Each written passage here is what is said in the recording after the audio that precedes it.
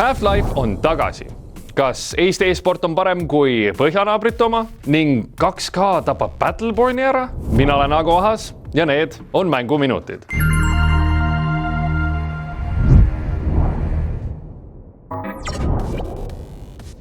Half-Life 3 oleme oodanud nii kaua, et me arvasime, et me leiame enne tulnukat kosmosest või näeme metsas lumeinimest.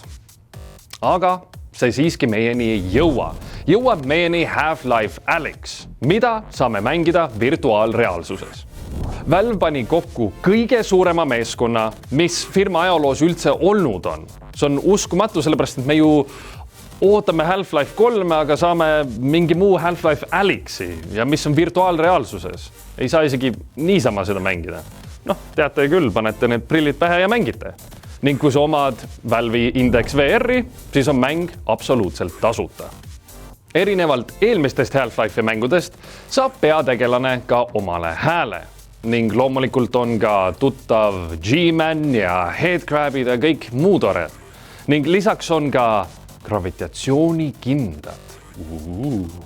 Vanameister Gabe Newell ise, kes omab Valve ja Steam'i, on õhinal tervest sellest projektist ning loodetavasti see õhin annab talle aluse tuua meieni Half-Life 3. Half-Life Alyx jõuab meieni 2020. aasta märtsil ning teos saab eeltellida hinnaga $44.99. Rääkides Valve'ist ja Steam'ist, siis neil on hetkel käimas sügissoodusmüük.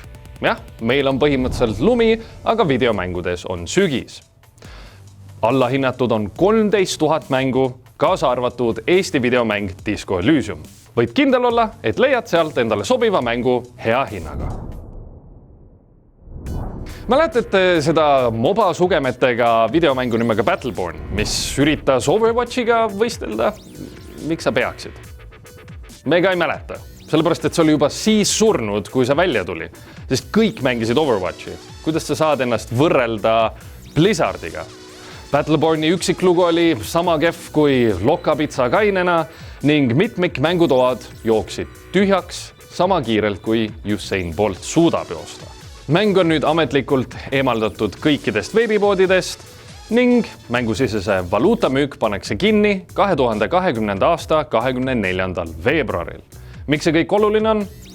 Sellepärast, et see oli 2K kõige hullem mäng, mis saab üldsegi olla.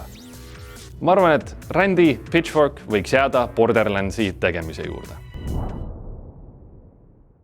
Eestis on mitu väga andekat e-sportlast, näiteks Papi, kes mängib Dota 2. Aga meil on ka CSGO mängija Robin Kool hüüdnimega Rops, kes mängib maailmakuulsas meeskonnas Mousesports. Möödunud nädalal Robin ja tema meeskond näitasid maailmaklassi CSGO Asia Championship turniiril, kus nad finaalis alistasid Soome meeskonna nimega ENCE. Enne seda pidid nad aga alistama Evil Geniusi ja Tai Lu. Lisaks sellele, et nad said õiguse tõsta võidukarikat pea kohale, võitsid nad ka $250,000. CSGO-le ja teistele e-spordivõistlustele saab kaasa elada ka neile panustades. BetSafe annab uuele kasutajale 4 kuu jooksul €100 eest tasuta panuseid. Aga kui sa oled juba kasutaja, siis mänguminutite sõbrad saavad igal nädalal e-spordile €5 eest riskivaba panuseid. Rohkem infot leiad betsafe.ee. Red Dead Redemption 2 PC väljalase on olnud suhteliselt keerukas. Alustades sellest, et selle allalaadimine ja installeerimine oli probleemirohke ning ütleme niimoodi, et ega see mäng ka väga sujuvalt ei jooksnud.